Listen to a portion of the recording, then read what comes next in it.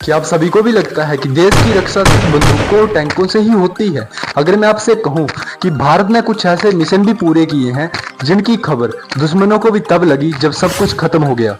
क्या आपने कभी सोचा है कि भारत के अंदर कुछ ऐसे भी सीक्रेट मिशन हुए हैं जिनके बारे में आज भी बहुत कम लोगों को पता है? और सबसे बड़ा सवाल, आखिर ऐसा कौन सा ऑपरेशन था जो भारत ने किया था और देश विदेश के लोग सोचने पर मजबूर हो गए थे कि अब भारत से पंगा लेना मतलब सीधे मौत से पंगा लेने बराबर है। आज हम इस कहानी में जानेंगे कुछ ऐसे भारत के सीक्रेट मिशन जिनके बारे में आम जनता को बहुत कम पता होता है।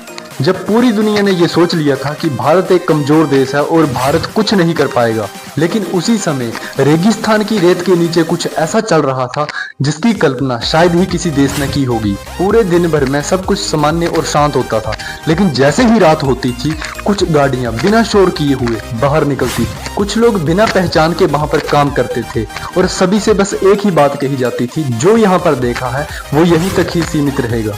कई महीनों तक लगातार तैयारी चलती रही।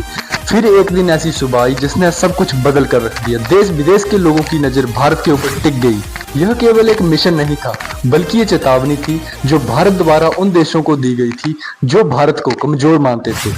रेगिस्तान की गर्म रेत के नीचे कई महीनों और कई सालों की तैयारी के बाद एक सुबह ऐसी आई। 1974 की वो सुबह थी जिसने पूरे विश्व के लोगों को ये सोचने पर मजबूर कर दिया कि भारत न केवल कमजोर देश है बल्कि वो इतना शक्तिशाली है कि अब वो किसी का भी सामना कर सकता है।